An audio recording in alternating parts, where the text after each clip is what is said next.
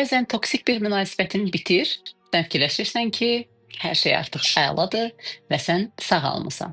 Üzərindən bir müddət keçir və sən bir münasibətə başlayırsan. Münasibətə başladığın insan bəlkə də qarşına çıxa biləcək, sənin üçün ən ideal, sənə həqiqətən o sevgini verə bilib, səni sağalda biləcək insandır. Sən isə keçmiş toksik münasibətindən qalmış təcrübələrini o insan üzərində sınamağa başlayırsan. Nəticədə nə baş verir? O baş verir ki, sən özün də toksik insana çevrilirsən. Psixologiyada bunun bir adı var. Aqresorla eyniləşmə.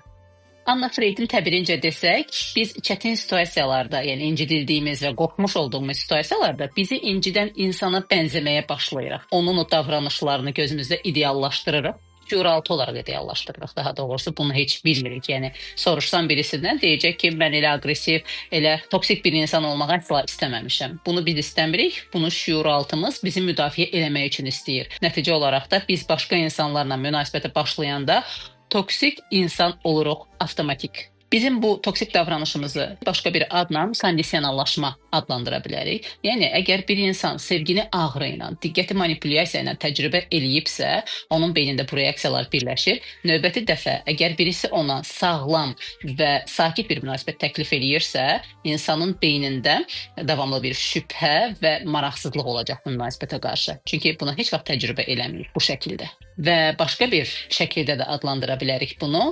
Travmatik davranışın interiorizasiyası, yəni mənimsənilməsi, daxililəşdirilməsi. Əgər sən bir münasibət içərisində olmusansa, toksik bir münasibət içərisində olmusansa, orada olan manipulyasiyalar, səni incitmələr, əzmələr, təhqirlər, bunların hamısından çoxca və davamlı qarşılaşmısansa, bunu şüuraltı olaraq normallaşdırmağa başlayırsan, növbəti münasibətdə sən özün o rola girirsən.